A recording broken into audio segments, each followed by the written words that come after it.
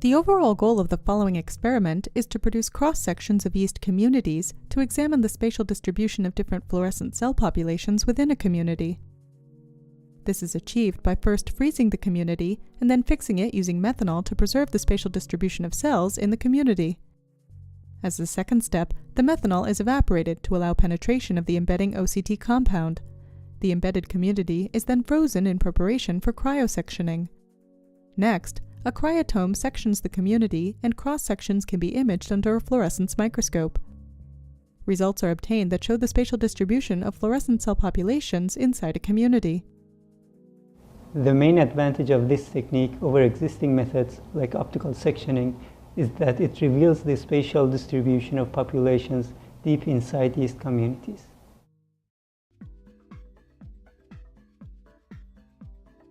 To begin this procedure, grow yeast communities on a membrane filter. This protocol corresponds to a typical community of less than 2 × 10⁸ cells on a 6 mm diameter membrane filter.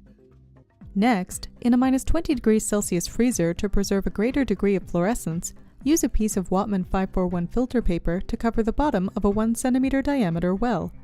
This filter paper is used as a carrier to transfer the community in later stages. Add 1 milliliter of -20°C 100% methanol to the well and leave the well at -20°C for the temperature to equilibrate. Now, freeze the yeast community by using tweezers to dip the membrane filter with the community in liquid nitrogen for at least 15 seconds. Next, transfer the frozen community to the well with -20°C methanol in the freezer. Ensure that the community is kept horizontal when submerging it in the methanol. Wait for 20 minutes. The membrane filter will start to disintegrate in the methanol. After 20 minutes, transfer the community using the carrier Whatman filter paper from the methanol well to a cold petri dish kept at -20°C. When transferring, keep the community on top of the carrier Whatman filter. Draw away extra drops of methanol using another piece of thick Whatman paper before putting it in the cold petri dish. This will ensure that the methanol evaporation time is consistent from sample to sample. Wait 4 to 6 hours for the methanol to evaporate. Ending the evaporation at the right time is crucial for the success of this procedure. To avoid over-drying the sample, check the state of the yeast community periodically during evaporation. While the methanol is evaporating, make a rectangular cubic aluminum foil container that is large enough such that the sample has at least about 2 mm margins from each side. Add a drop of OCT to the bottom of this container to ensure that the sample is surrounded by OCT from all sides. When evaporation is complete, take the sample out of the -20°C freezer. Cut away the parts of the filter paper not covered by the yeast community. It is important to perform this step quickly to avoid over-drying the sample. Place the community on the bottom surface of the aluminum foil container and immediately cover the sample with OCT to 3 to 4 mm above community height. Wait 10 minutes. Finally, place the OCT-embedded sample on a metallic plate on dry ice to freeze.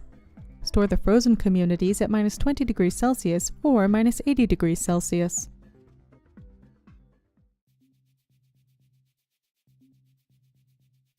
In preparation for sectioning frozen communities, set the temperature of the cryosection chamber to -25°C. Leave the samples in the chamber until its temperature reaches the temperature of the chamber. Then remove the foil from the sample and cut off the excess OCT. Apply a drop of OCT on a cryomount and mount the sample onto the cryomount. Spread the OCT uniformly on the side of the sample with exposed Whatman filter paper so that the OCT thickness is 2 to 3 mm. Ensuring an OCT margin of 2 to 3 mm on all sides of the sample helps to preserve the integrity of sections. Let the OCT freeze inside the cryostat chamber before sectioning. Use the sides of the OCT sample block to align the sample with respect to the blade. If the sample is not aligned with respect to the blade, sectioning will start from a corner or side of the sample. Adjust the mount to ensure that the blade cuts a perfectly vertical face of the sample block. Typical sections for yeast communities are about 14 micrometers thick. After cutting a section, use a microscope slide kept at room temperature to collect the section by slowly moving the slide to the cut section. The section will melt and transfer to the microscope slide. Up to 18 sections can be transferred onto one slide. Store the slides at cold temperatures, preferably -20°C, before imaging. Loss of signal is minimal when kept for 1 week at 4 degrees Celsius. For maximum fluorescent signal, imaging should be done immediately after sectioning.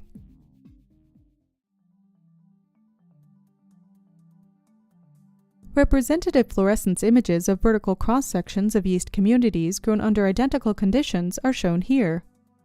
The community consists of 2 prototrophic strains of S. cerevisiae tagged with the fluorescent proteins M. cherry, visualized as red, and Y. EGFP, visualized as green. Competition for shared resources, including space, leads to columnar patterns, as displayed in their vertical cross-sections. Resolutions down to a single cell can be resolved in cross-sections.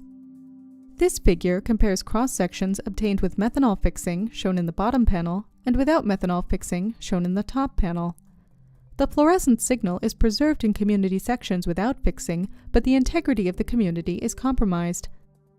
As a result, some cells float away around the edge of the section, and the overall yield is lower compared to fixed communities. Methanol fixing keeps community cells together, but causes shrinkage, as observed in the decrease in community height. This figure shows representative bright field and fluorescence vertical cross-sections of a yeast community consisting of 2 prototrophic strains of S. cerevisiae tagged with DS red and YFP fluorescent proteins. Cells on top of the community form a crown that appears distinct from other cells, characterized by stronger scattering in bright field and brighter fluorescence. These patterns are consistent with reported patterns of differentiation in yeast colonies. After watching this video, you should have a good understanding of how to use cryosectioning for examining the fluorescence spatial patterns within yeast communities.